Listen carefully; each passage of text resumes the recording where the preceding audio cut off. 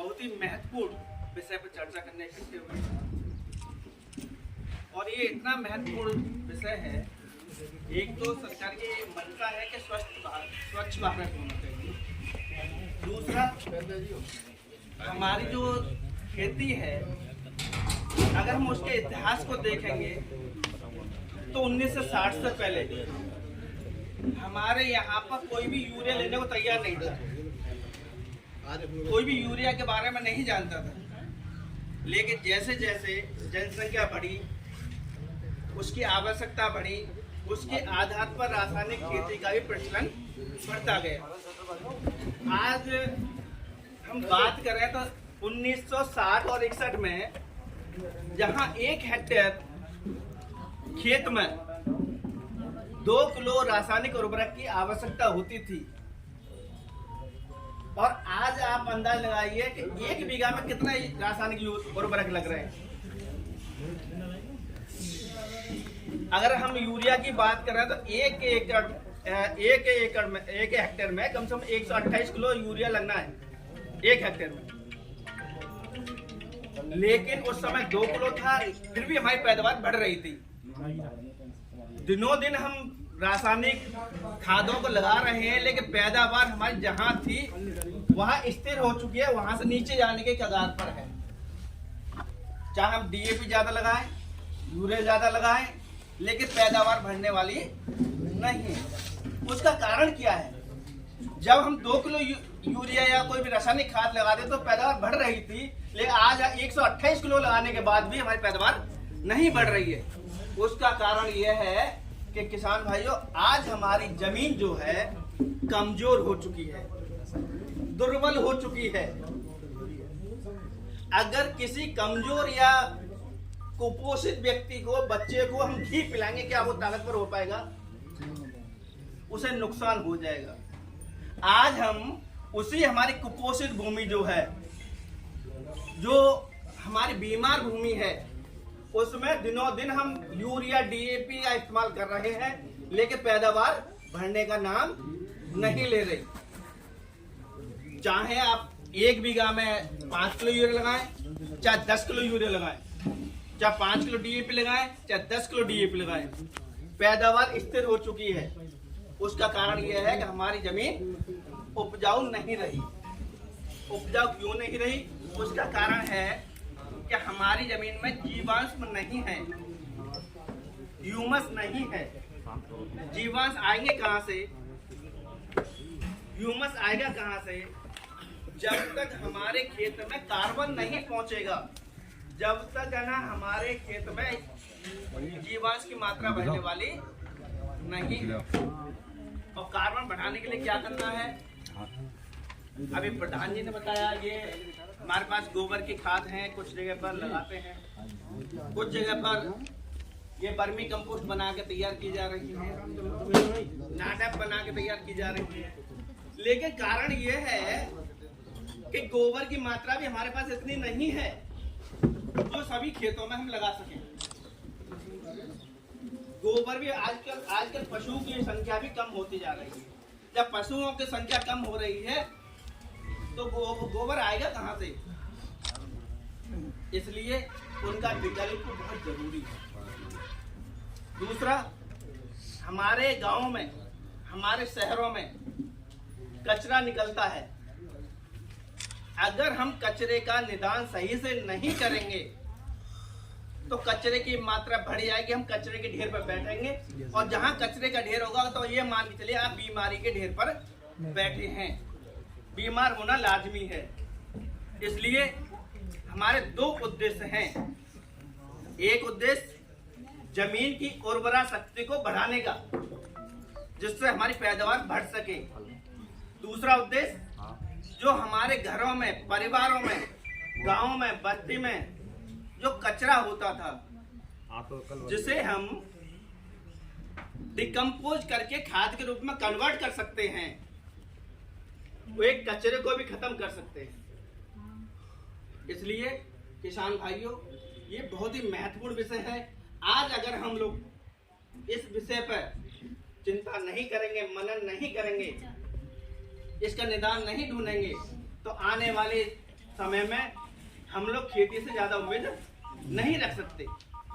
इसलिए बहुत अच्छा तरीका है, प्रधान जी ने बताया कि वर्मी कंपोस्ट। वर्मी कंपोस्ट जो है वो खाद है जो गोबर की खाद से भी ज्यादा फायदा देती है और कम समय में बनके तैयार हो जाती है। ये कम समय में कैसे बनके तैयार होती है? अगर जिन किसान भाइयों के घर पर पशु हैं, पशुधन है, उनसे प्राप्त होने वाला गोबर या गौशालाओं से प्राप्त होने वाला गोबर उसका सही इस्तेमाल करेंगे तो हम जल्दी ही उसे डिकम्पोज करके अच्छी वर्मी कंपोस्ट बना सकते हैं। करना क्या है? वर्मी कंपोस्ट के लिए आपको गोबर इकट्ठा करना है। अपने गांव के आपके गौशाला है वहां से इकट्ठा कर सकते हैं या फिर कोई व्यक्तिगत रूप से अपने पशुओं को गोबर इकट्ठा कर सकता है। और गोबर इकट्ठा करने के बाद ऐसे जो पिट बने हैं, वर्मी पिट, इनमें डाला जाता है और इनके साथ केचुए डाले जाते हैं जब आपकी वर्मी कंपोस्ट बनकर तैयार होती है। वर्मी कंपोस्ट कहते किसे हैं? वर्म का मतलब है जीव जंतु, सूक्ष्म जीव, और कंपोस्ट का मतलब है सड़ने के बाद जो खाद तैयार होता है उसे कंपोस्ट कहते हैं। तो जब वर्म में हमारे पास जीव होंगे तो क्या करना है? क्या करना? वर्म लेके आना है। और बनाने का तरीका यह है कि अगर हम सही तरीके से नहीं बना पाएंगे वर्मी कंपोस्ट को तो हमने जो वर्म डाले हैं, अर्थ वर्म डाले हैं, केचुए डाले हैं, वो नष्ट हो जाएंगे, खत्म हो जाएंगे। तरीका क्या है? आप गोबर लेके आइए, गोबर को एक साइड में डाल दीजिए और फैला दीजिए। अगर गर्म गोबर पिट में जाएगा और उसके ऊपर केचुए छोड़ दिए तो 100% केचुए मरने हैं। उनका गोबर ले आए तो एक साइड में रख दिया, क्योंकि गोबर में मीथेन गैस होती है। नहीं वो चीज है, लेकिन वो रख दिया, वो बताओ उसका। गोबर रख दिया अलग साइड में नीचे का, और उसे धीरे धीरे फावड़े से काट दीजिए, हल्का हल्का। जितना काटेंगे उतना अच्छा रहेगा। कुछ बड़े प्रोसेस होते हैं तो उनमें क्या करते हैं, पानी एक साथ छोड़ा जाता है पाइप से। छोटे से ही कर रहे हैं, पाइप से। वैसे बड़े में तो पाइप से छोड़ा जाता है जिससे कि उसकी गर्मी निकल सके। 2-3 दिन ये प्रोसेस किया जाता है पानी छोड़ने का। ये उसमें खतरा भी है क्योंकि हमारे पोषक तत्व उसमें घुल के चले जाते हैं। मीथेन तो निकल जाती है लेकिन पोषक तत्व चले जाते हैं। इसलिए आपको क्या करना है, गोबर लेके आते हैं, 1 दिन 2 दिन पुराना भी हो सकता है, उसे जमीन पर डालेंगे और हल्के हल्के ने उसे काटिए। जब है ना फैला दीजिए, फिर काटिए उसे। अब 2-3 दिन छांव में इस तरह से रहने दीजिए और हाथ लगा के देख लीजिए। जब है ना गोबर गर्म ना हो,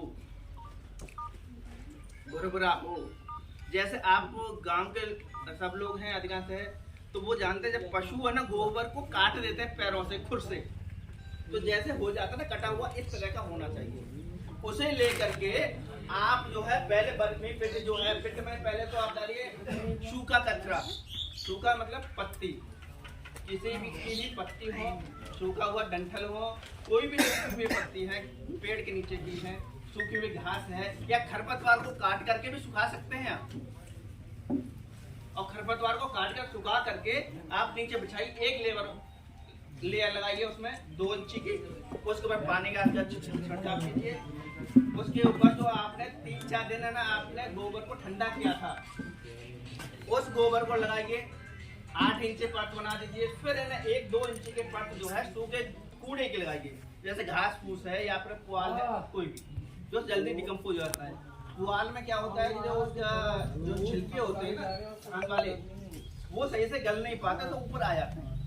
तो है ना आप जो उसे घास बिछा कर फिर डालिए और पानी लगा डालिए, और जब वो आपका 3 इंची रह जाए पिट भरने तो उसमें पानी डाल करके 2-3 दिन छोड़ दीजिए, जिससे वो नम हो जाए, भुरभुरा हो जाए। और एक विशेष ध्यान करिए, जो गोबर डालते हैं पिट में, बहुत ही खास तौर से ध्यान करना है, तो वो ऊपर से तसले से एक साथ ना डालें।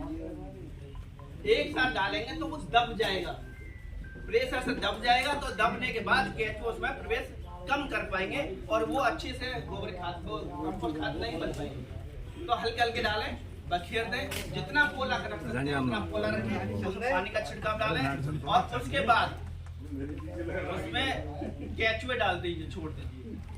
केचुए छोड़ करके आप उसे जो किसी गीली बोरे से या फिर सूखी पत्तियों से उसे दबा दें और उसके बाद शेड होना चाहिए, चाहे ये शेड हो, चाहे नेट शेड हो, चाहे पेड़ के नीचे हो। और उसमें 1 दिन बाद 2 दिन बाद 1 बाल्टी 2 बाल्टी पानी का इस्तेमाल करना चाहिए। पानी का प्रयोग उस परिस्थितियों के आधार पर करता है। मान के चलिए कि गर्मी ज्यादा है तो ज्यादा पानी डालना पड़ेगा, गर्मी कम है, बरसात का दिन है या फिर आपका ये जो मान के ठंडी का दिन है तो कम पानी में काम चल सकता है। इसलिए आप जो है उसे नम रखेंगे और जैसे 1 हफ्ते 2 हफ्ते बाद देखेंगे तो उसमें ऊपर टाइट पन आ जाएगा, जो कैचुए हैं नीचे चले जाएंगे। तो उसे पे आप पंजा होता है, मार्केट में मिल जाता है, पंजे से पूरे तो पोलापन जितना होगा उतनी जल्दी गोबर खाद वो कंपोस्ट खाद बनेगी। और आप जो है पानी का विशेष ध्यान दीजिए। पानी, और ये आपने देखा हो यहाँ पाइप लगे हैं। ये पाइप क्यों लगे हैं? ये पाइप इसलिए लगे हैं कि एक्सेस वाटर हो जाता है, अधिक पानी हो जाता है तो इसमें से निकल करके एक टैंक में जमा हो सके और जिसे बोलते हैं बर्मी बास।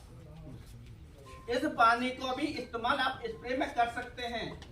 जिस फसल पे आप इस्तेमाल करेंगे उस फसल में आपको मार्केट से जाए वगैरह लाने की जरूरत नहीं पड़ेगी, जैसे बर्मी बास बोलते हैं।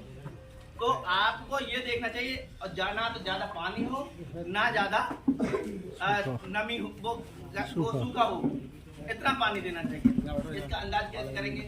अंदाज करने के लिए आप पिट में से हाथ डालिए और हल्का सा दबाइए।